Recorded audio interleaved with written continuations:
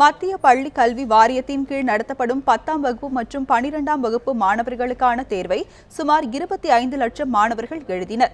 இன்று தொடங்கிய 10ஆம் வகுப்பிற்கான தேர்வு 28ஆம் தேதி வரையிலும் 12ஆம் வகுப்பு தேர்வு ஏப்ரல் 22ஆம் தேதி வரையிலும் நடைபெறுகிறது.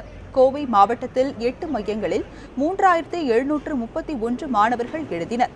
சிபிஎஸ்இ 10ஆம் வகுப்பு தேர்வுக்காக தமிழகத்தில் 615 தேர்வு மையங்களும் 12ஆம் வகுப்பு தேர்வுக்காக 459 தேர்வு மையங்களும் அமைக்கப்பட்டுள்ளன.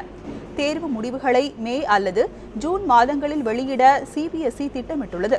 தேர்வு எளிமையாக இருந்ததாக மாணவர்கள் தெரிவித்தனர். எக்ஸாம் ஈஸியாக தான் இருந்தது. ஃபுல்லாக HTML கோடிங் பற்றி கேட்டிருந்தாங்க. So students were able to answer all the questions.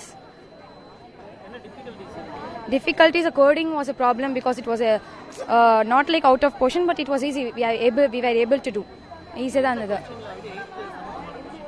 seventh question. Seventh question HTML coding, how to create a table create பண்ணனும். So அத மாதிரி கேட்டிருந்தாங்க. But we were able. நாங்க எழுதிட்டோம். நான் CBSE 10th standard first day எழுதியிருக்கேன். Computer science எழுதியிருக்கோம்.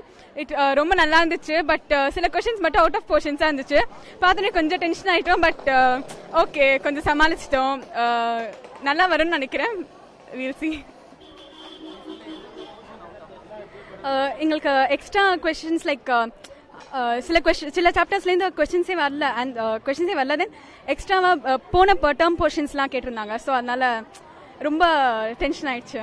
So will do. ஃபைனலாக we wrote all the questions. எல்லா கொஸ்டின்ஸுமே நாங்கள் அட்டெம்ப்ட் பண்ணிட்டோம்.